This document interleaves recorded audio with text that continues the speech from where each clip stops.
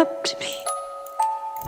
In Robbert Eggers' 2024 reimagining of Nosferatu, the town of Weisburg, Germany is terrorized by a mysterious ancient evil. But despite having one of cinema's most notorious on-screen monsters, what if I told you that the true horror was something a bit more modern? This is the conservatism of Nosferatu.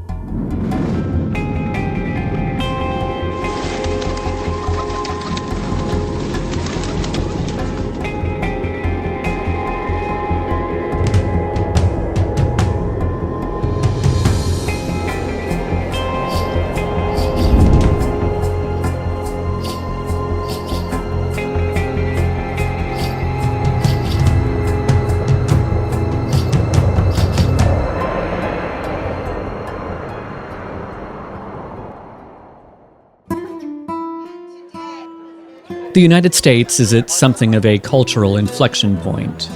There's a growing wariness of identity politics. Communities have fractured over minor and sometimes major disagreements. People feel fatigued by a broader erosion of traditional values. Change used to be a defining trait of American culture, but now it feels so relentless, and we're expected to accept every new change immediately. When Donald Trump first ran for president in 2016, how he would govern was something of a question mark, but by 2024, he was a known quantity. So how did we come to this? Again. In what might seem like a bizarre statement, I think Robbert Eggers' 2024 remake or reimagining of Nosferatu might provide at least part of the cipher to understanding why. Nosferatu offers something of a critique of modernity. Laced throughout its runtime, there's a strong current of skepticism towards Enlightenment-era knowledge and ideals. And offered as an antidote is a plea for a return to some form of classicism, a return to the superstition, the rituals and mysticism of the past.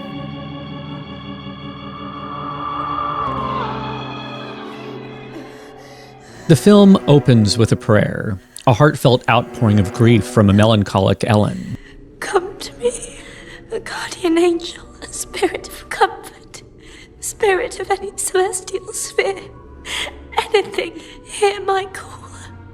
This is a beacon of someone held captive by isolation, tortured by their own sense of alienation, calling out into the void. And just as Nietzsche warns, when you stare into the abyss stares back at you. And that's exactly the spirit Ellen conjures. Not a creature from the abyss, but the eternal darkness of the abyss itself. A scene later, we find Ellen in a new phase of her life, married and living in 1838 Weisburg, Germany. While quaint to modernize, Weisburg is a product of modern Enlightenment ideals and the Industrial Revolution. Her husband, Thomas Hutter, is neither elite nobleman nor impoverished peasant, but distinctly middle class, working as a real estate agent. When offered a contract assisting Count Orlok in finding a home in Weisburg, Thomas travels deep into the Carpathian Alps, where our story truly begins. It's here that Thomas's modern sensibilities are really brought into focus. When stopping at a gypsy village for the night, his dandy attire stands in sharp contrast with that of the villagers. His is clean and tidy, theirs worn and tattered. Being from Germany, his faith is born from the Protestant Revolution, a schism from the past ritualism that dominated Western Europe of old. Their faith is orthodox, rooted in tradition and the mysticism of their ancestors. Okay, let's talk about Nicholas Holt's portrayal of Thomas Hutter for a second. Holt portrays Hutter as kind of, I believe the word you're looking for there is soy boy. That there Thomas is a certified soy boy. Or you could just say beta. Thomas's frail persona becomes even more glaring when he first encounters Count Orlok. While earlier adaptations of Dracula or Nosferatu present Thomas as weary but composed, Holt's interpretation finds Thomas trembling before he even enters the castle proper. And as soon as he's in the Count's presence, he's so frightened he's nearly in tears. Orlok, by contrast, embodies commanding masculinity, a nobleman and a warrior whose mere presence dominates. Thomas is but a puppet when in his orbit. During this conversation, he describes witnessing a band of gypsies performing a strange ritual. Orlok remarks that they keep many superstitions that may seem backward to a young man of your high learning. This is a sentiment that will be repeated throughout the film. Men blinded by modern sensibilities, unable to see the reality or the greater truth that lies in a realm beyond rational understanding. We see this blindness afflict those back in Weisberg as well. As Ellen becomes more possessed by Orlok's spirit, she's diagnosed with hysteria and prescribed a bodice to restrict her restless somnambulism, and later is even subjected to bloodletting by Leech. Her insistence that something evil and otherworldly is happening is completely ignored by those around her. While it may be seen as misogynistic by today's standards, these treatments reflected the pinnacle of 19th century medical enlightened knowledge. And almost as if to accentuate this element, later in the film, her doctor, Dr. Sievers Wilhelm, makes it a point to mention that they don't use the old cells to lock patients up any longer, stating, "This is a modern hospital, not a prison."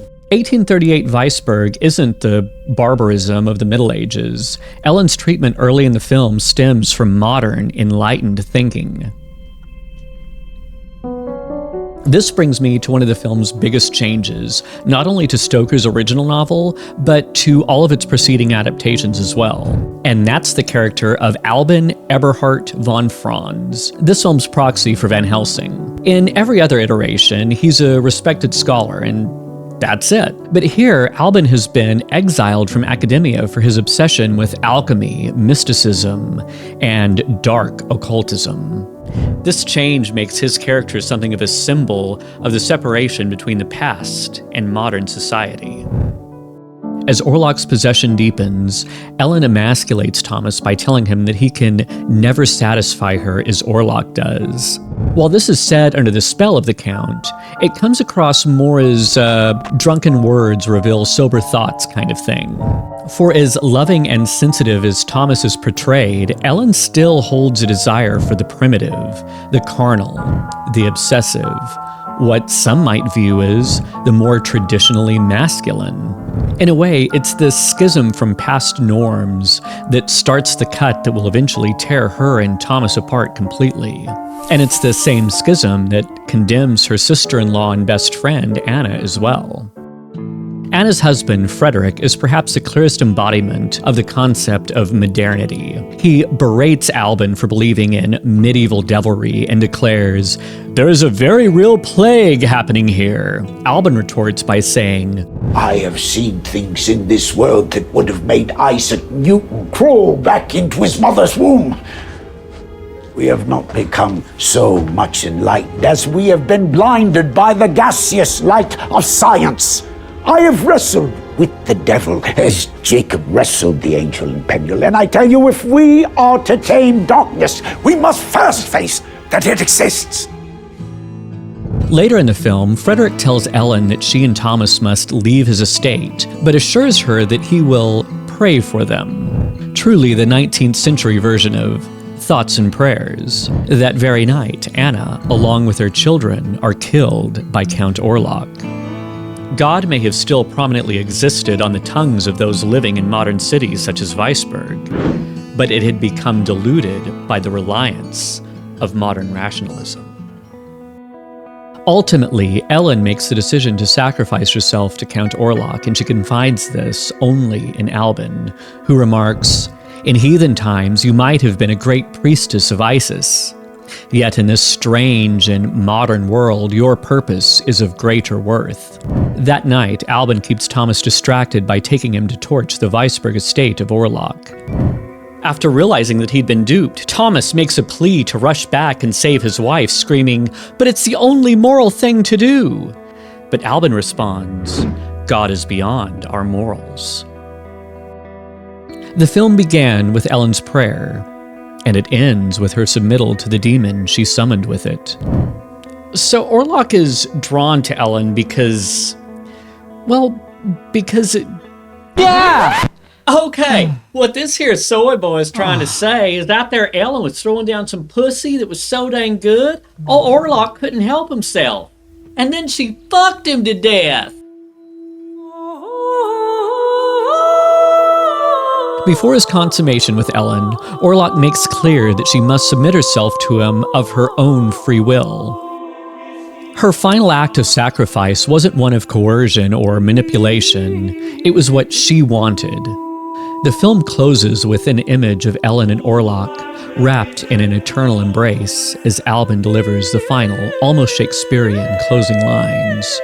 And so the maiden fair did offer up her love unto the beast, and with him lay in close embrace until the first cock crow. Her willing sacrifice thus broke the curse and freed them from the plague of Nosferatu. For never was a story of more woe than this of Juliet and her Romeo. At its core, Ellen's story in Nosferatu is one of alienation. Alienation from the modern world to which she finds herself hopelessly chained. In her darkest hour, she cries out for a forgotten past, a time when the magic of human imagination and the shared experience of life were made sacrosanct through communal ritual and divine writ. As the medieval period of Western Europe crumbled to the modern era, the conservatism of that time sought to preserve those very traditions. And it's in this sense of yearning for the sacred and the timeless that defines the conservatism found in Robbert Eggers' Nosferatu. I want to make sure to clarify here that I'm not saying that Eggers is anti-progress or anti-science. Albin, after all, wasn't just a scholar of the occult, he was also a man of science. And Edgar's own wife is a licensed clinical psychologist. Also, when I use the term conservative, I'm not implying that this film is an endorsement of Donald Trump or the MAGA movement either. Okay, but it is kind of hilarious to picture Edgar sitting at home on election night wearing his red MAGA hat screaming, "Yeah! MAGA! MAGA!" Okay, that's probably not what happened. Eggers himself has been pretty silent regarding his own personal beliefs regarding religion and politics. The conservatism that I'm referring to is more about having a respect for past traditions, and this goes beyond the script as well. Eggers used conservative, traditional methods of filmmaking here. He used real, practical sets and even shot on 35mm film. As streaming services have come to dominate the entertainment landscape, you can feel a sense of mourning for what's been lost. The theatrical experience itself used to be seen as something that was almost sacred, coming with its own set of rituals and sacraments. The wafers and wine of the theater world are its popcorn and soda.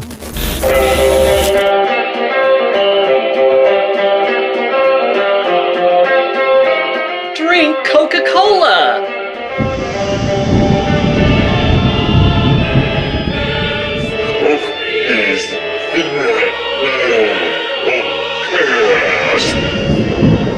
Coca-Cola! It's always a fun time! Like Ellen, we live in a time where younger generations are finding themselves feeling more and more alienated by the rapid advancement of technologies that threaten to displace us.